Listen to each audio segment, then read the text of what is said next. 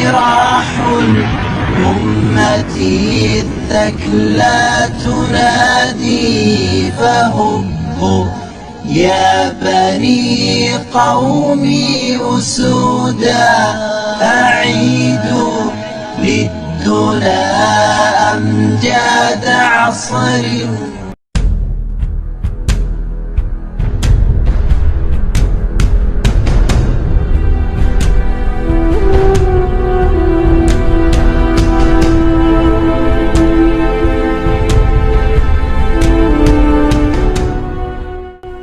Assalamualaikum warahmatullahi wabarakatuh. Pembicaraan tentang putra dan putri Rasulullah SAW termasuk pembicaraan yang jarang diangkat. Tidak heran sebagai umat Islam tidak mengetahui berapa jumlah putra dan putri beliau dan siapa saja nama anak-anak beliau. 6 dari 7 anak Rasulullah terlahir dari Ummu Mukminin Khadijah binti Khuwailid radhiyallahu an. Rasulullah SAW memuji Khadijah dengan sabdanya, "Ia telah beriman kepadaku tak kala orang-orang kafir kepadaku. Ia telah membenarkan aku tak kala orang-orang mendustakan aku. Ia telah membantu dengan hartanya tak kala orang-orang menahan hartanya tidak membantuku.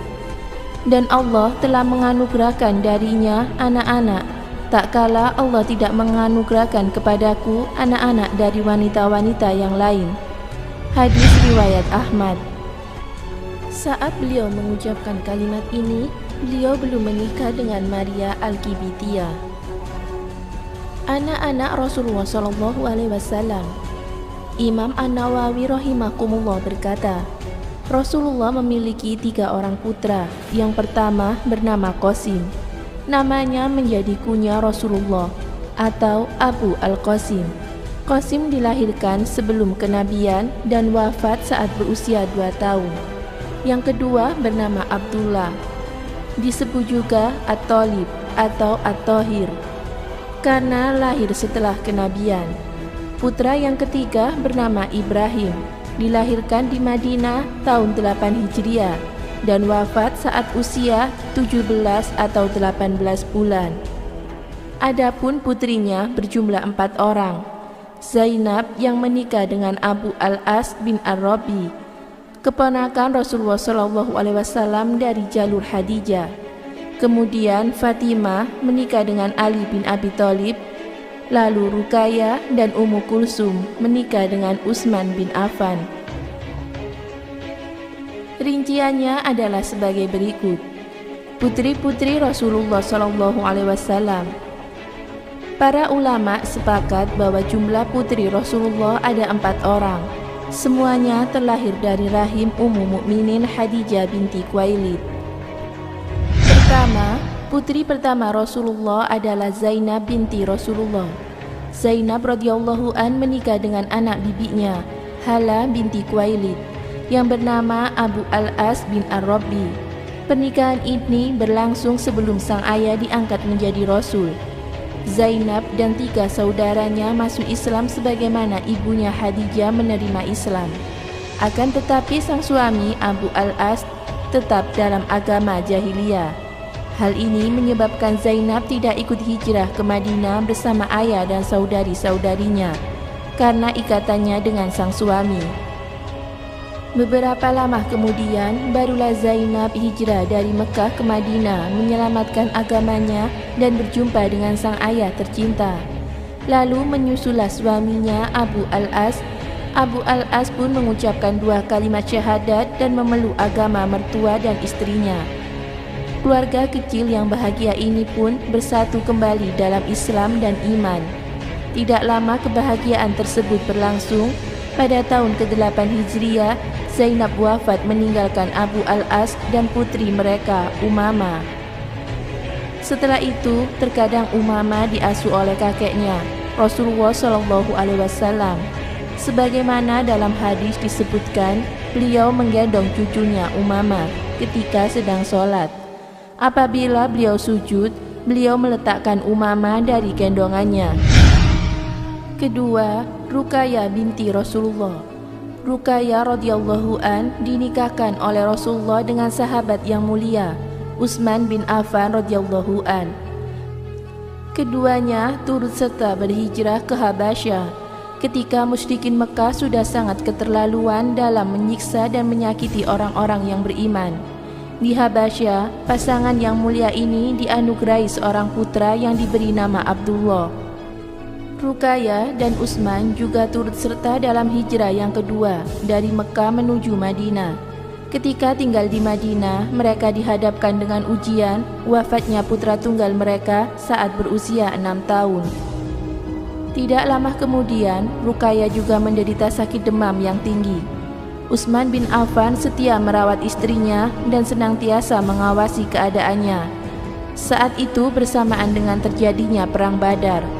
Atas perintah Rasulullah untuk menjaga putrinya, Utsman pun tidak bisa turut serta dalam berperang. Wafatlah Ruqayyah bersamaan dengan kedatangan Zaid bin Haritsah yang mengabarkan kemenangan umat Islam di Perang Badar. Ketiga, Ummu Kulsum binti Rasulullah. Setelah Ruqayyah wafat, Rasulullah menikahkan Utsman bin Affan dengan putrinya yang lain, Ummu Kulsum radhiyallahu an. Oleh karena itu, Utsman dijuluki Zulnurain atau pemilik dua cahaya, karena menikahi dua putri Rasulullah, sebuah keistimewaan yang tidak dimiliki oleh sahabat lainnya. Utsman dan Ummu Kulsum bersama-sama membangun rumah tangga hingga wafatnya Ummu Kulsum pada bulan Sa'ban tahun 9 Hijriah. Keduanya tidak dianugerahi putra maupun putri. Ummu Kulsum dimakamkan bersebelahan dengan saudarinya Ruqayyah radhiyallahu an. Keempat, Fatimah binti Rasulullah. Fatimah radhiyallahu an adalah putri bungsu Rasulullah sallallahu alaihi wasallam. Ia dilahirkan 5 tahun sebelum kenabian. Pada tahun kedua Hijriah, Rasulullah menikahkannya dengan Ali bin Abi Thalib radhiyallahu an. Pasangan ini dikaruniai putra pertama pada tahun ketiga Hijriah, dan anak tersebut dinamai Hasan. Kemudian anak kedua lahir pada bulan Rajab 1 tahun berikutnya dan diberi nama Husain. Anak ketiga mereka, Zainab, dilahirkan pada tahun keempat Hijriah, dan 2 tahun berselang lahirlah putri mereka, Ummu Kulsum. Fatimah adalah anak yang paling mirip dengan Rasulullah SAW dari gaya bicara dan gaya berjalannya. Apabila Fatimah datang ke rumah sang ayah, ayahnya selalu menyambutnya dengan menciumnya dan duduk bersamanya. Kecintaan Rasulullah terhadap Fatimah tergambar dalam sabdanya, "Fatimah adalah bagian dariku.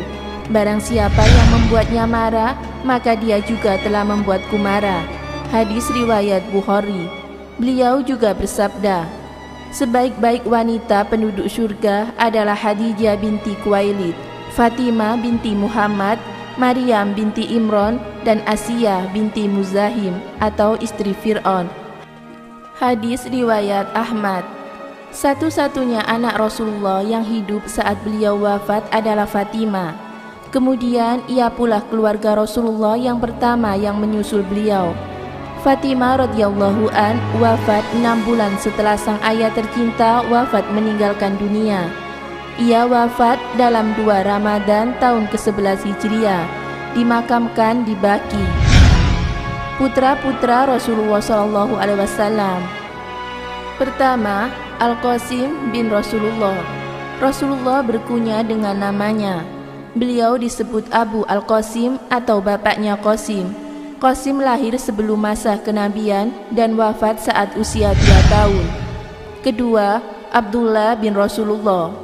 Abdullah dinamakan dengan At-Thayyib atau At-Thahir. Ia lahir pada masa kenabian. Ketiga, Ibrahim bin Rasulullah.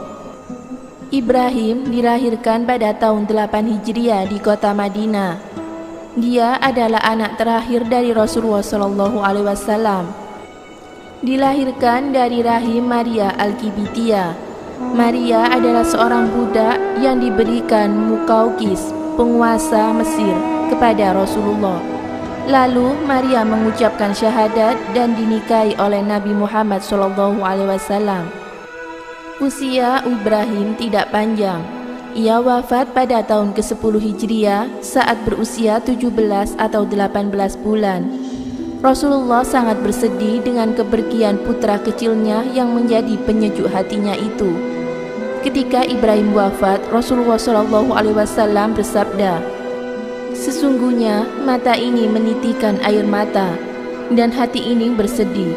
Namun kami tidak mengatakan sesuatu yang tidak diridhoi Rabb kami.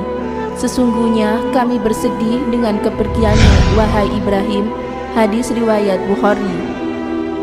Kalau kita perhatikan perjalanan hidup Rasulullah bersama anak-anaknya, niscaya kita dapati pelajaran dan hikmah yang banyak. Allah Subhanahu wa Ta'ala mengaruniakan beliau putra dan putri yang merupakan tanda kesempurnaan beliau sebagai manusia. Namun, Allah juga mencoba beliau dengan mengambil satu persatu anaknya, sebagaimana dahulu mengambil satu persatu orang tuanya, tak kala beliau membutuhkan mereka. Ayah, ibu, kakek, dan pamannya. Hanya anaknya Fatimah yang wafat setelah Nabi Muhammad SAW. Allah juga tidak memperpanjang usia putra-putra beliau. Salah satu hikmahnya adalah agar orang-orang tidak mengkultuskan putra-putranya atau mengangkat menjadi nabi setelah beliau. Bisa kita lihat, cucu beliau Hasan dan Husain saja sudah membuat orang-orang yang lemah terfitnah. Mereka mengagungkan kedua cucu beliau melebihi yang sepantasnya. Sebagaimana kiranya kalau putra-putra beliau diperpanjang usianya dan memiliki keturunan, tentu akan menimbulkan fitnah yang besar.